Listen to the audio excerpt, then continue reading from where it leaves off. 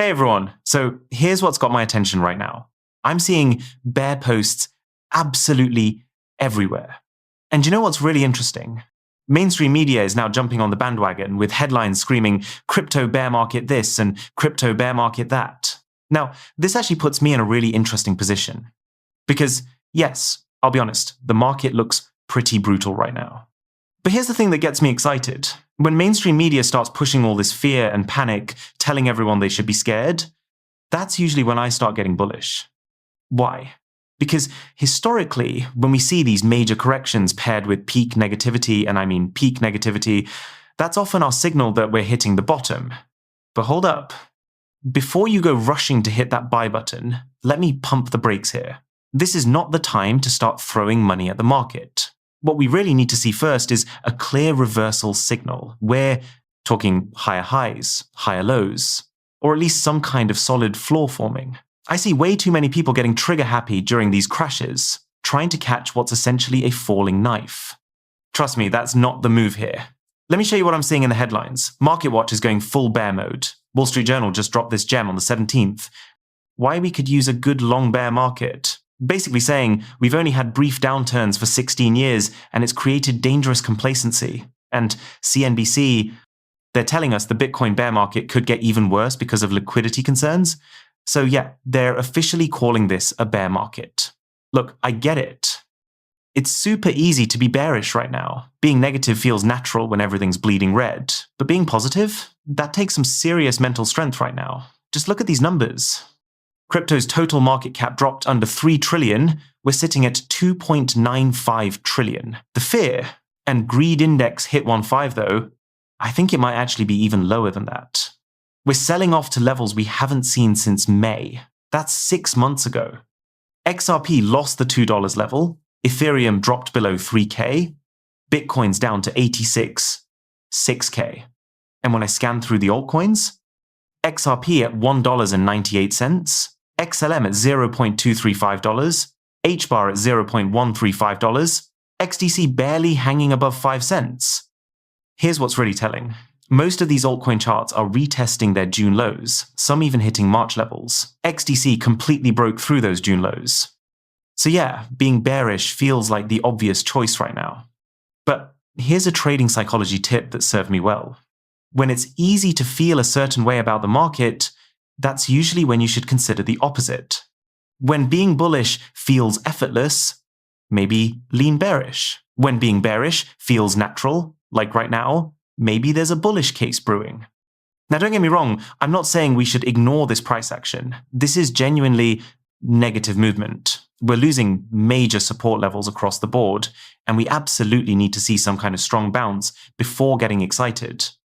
For Bitcoin specifically, and this is what I've been laser focused on this past week, we just completely filled that fair value gap today. The big question now is, are we going to hold this level or are we heading even lower? Because if we lose that April support level, we're looking at a trip all the way back to early 2024 levels. And that's definitely something to keep on our radar.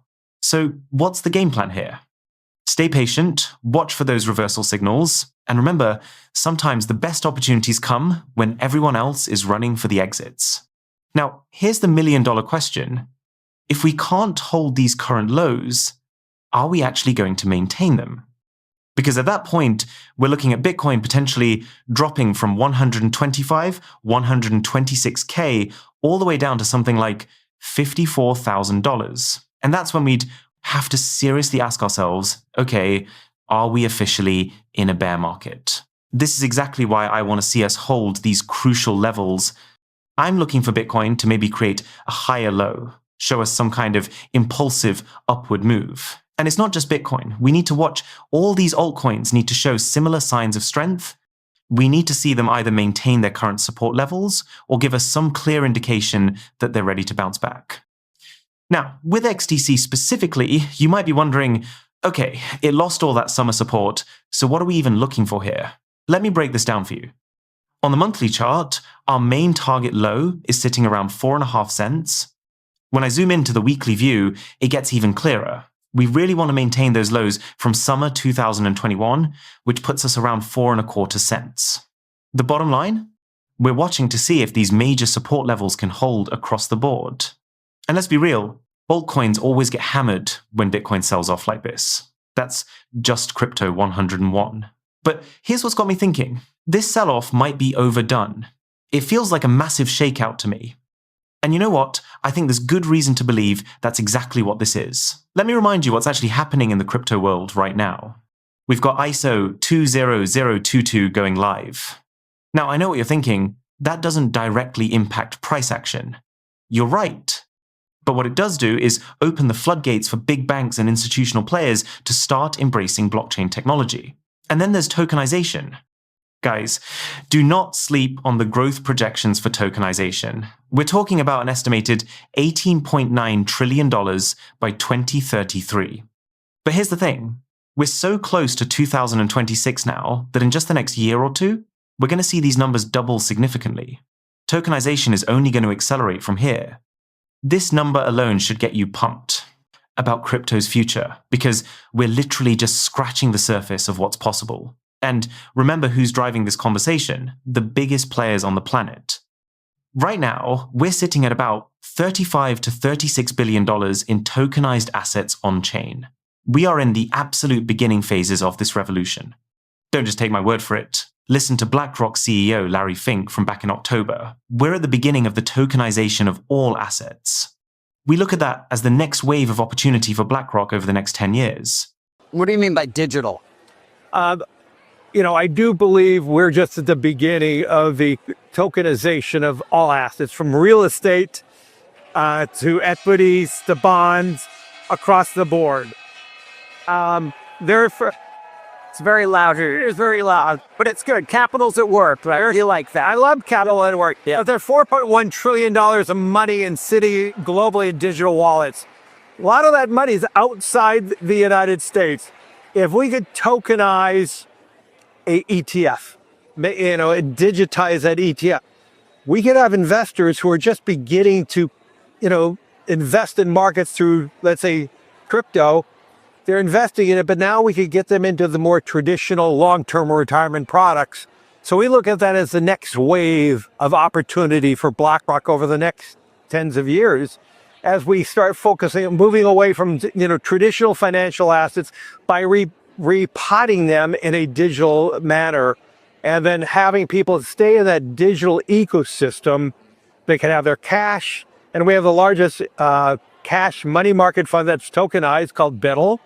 Our Bitcoin IBIT is now over $100 billion. I know, from nothing not that long ago. Around 2 years ago, zero. Yeah, I know. Well, you Warren Owen's a huge proponent of crypto, as we know. Yep, love it. But I grow and learn. I heard you say that on 60 Minutes. I did. Yeah. Jim? When we think about the future of tokenization and this technology, we are incredibly early right now. This is not the time to panic and think, I need to get out of this market as fast as possible. This market moves in waves. We see new people flooding in. We see peak emotions taking over. That's just how crypto works. The market wipes out the weak hands, shakes everyone out, and then boom, we start seeing that uptrend form again. Look, I totally get it. Right now feels like the time to be worried. I'm not going to sit here and tell you everything's fine when we're watching portfolios get demolished. But let me share something that completely changed my perspective on what's happening right now. This comes from the KBC letter, and it's honestly an incredible breakdown of today's chaos. Here's their take. There's literally only one headline that can even be partially blamed for this sudden market crash. At 11:20 a.m. today, the US Labor Department announced that the November and October employment data would be released on December 16th. Now get this. By that point, the S&P 500 had already dropped 70 points from its 10:30 a.m. high. But here's where it gets crazy. In just 40 minutes after that announcement, the S&P crashed another 120 points. But what this means is the Fed is essentially going into their next interest rate decision completely blind with an economic data blackout. And markets absolutely hate when they don't have all the information. But here's the real question. Is a delayed jobs report really enough to erase nearly $2 trillion in market cap in just minutes? In my opinion, that announcement was just the trigger that flipped sentiment. The reality is, investors are sitting on a powder keg right now. When any decline starts, everyone rushes for the exits because they think, this is it, the bubble's finally popping. And you know what? This works both ways. When stocks surge, that rally accelerates like crazy as money rotates back into AI, stocks, because AI is the future. We're living in a market where literally any headline can move trillions of dollars in minutes. Why? Because sentiment is more polarized than it's ever been. And this is absolutely crucial to understand. Nothing fundamental has changed in this market. When we talk about XRP, XLM, Hbar, XDC, any of these utility-based crypto projects, nothing about their actual value proposition has changed. The only thing that's different today is that sentiment is absolutely in the gutter. Everyone's overreacting to this idea that the bubble's about to pop. They're expecting AI to crash and burn, so any bearish headline, even talks about tariffs, sends everyone running. Remember back in January through April, what was crushing the market then? Tariff discussions, just talks about potential tariffs. Then recently, tariffs get mentioned again, and bam, the market gets absolutely wiped out. This is basically market PTSD at this point. But remember what I said, fraught. The fundamentals haven't changed at all. If you invested in XRP because it's solving cross-border payments and becoming part of the Internet of Value, that's still happening. If you're in Hbar because of tokenization and the stablecoin revolution with digital payments, that's all still moving forward. The only thing that's changed is fear and greed, hitting 15 to one of the lowest readings we've seen. Actually, let me check if this is updated. Wow, okay, so Bitcoin fear and greed is now at 11. That's insane. Yesterday, we were at 15. And stocks, we're looking at 8 for extreme fear. Single digits. Everyone is absolutely panicking as these headlines scream, bear market this, bear market that. You should be scared. The market's selling off in a massive way. We're seeing complete devastation across the board. But when we look at Bitcoin's pure price action, we're down 31.5% right now. You know what's interesting? We saw the exact same thing at the beginning of this year, 31.5%. It's almost like we're watching a complete repeat. Let's zoom out to 2024. From March into summer, we dropped 32.88%. Want to go back even further? Remember when Bitcoin ETFs got approved? We saw a 21% drop then.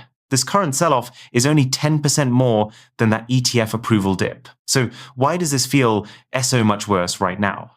It's all about headlines and sentiment. The market pumped hard, so now everyone's convinced this is it, the bear market's starting. We're seeing these crazy discussions and panic-inducing headlines everywhere. But here's the reality check. Technically, this is just a normal sell-off. It's really no different from the previous ones we've experienced. The big question everyone's asking, are we done selling? Are we about to rebound? Honestly, only time will tell us that. But here's where I stand, and this might sound bold. My view on XRP, XLM, Hbar, XDC, none of that has changed. I'm bearish on non-utility projects, both short-term and long-term. But when it comes to utility-based projects, I'm staying bullish for at least the next 10 years. I know that sounds crazy, but think about it logically. If tokenization is only going to accelerate from here, if stablecoins are going to drive more and more value movement across the board, if we're watching institutional players and major corporations jump headfirst into digital tech, why on earth would I be bearish on utility-based projects long-term? There's literally no reason to be pessimistic about these projects from a macro perspective. Yeah, I get it. The short-term looks brutal. The short-term is rough to watch. But unless you're throwing money at meme coins like Dogecoin or Shiba Inu, I wouldn't change course on these utility projects at all. In my opinion, these are just long-term holds, period. No matter what the market throws at us. So let me wrap this all up for you. Why is the market selling off? Simple. The Fed's going into their next decision, completely blind. Sentiment is at peak. Fear levels, and mainstream media is telling everyone they should be panicking. This is exactly when you want to go against the herd mentality. So here's where I stand. I'm still bullish. From a macro perspective, I will never be bearish on these utility-based projects. Not for at least 10 plus years from now. Who knows where this market will be by then, but the fundamentals are only getting stronger. All right, everyone, that's a wrap. If this analysis helped put things in perspective for you, definitely smash that like button, hit subscribe, and turn those notifications on so you don't miss any updates on this crazy market.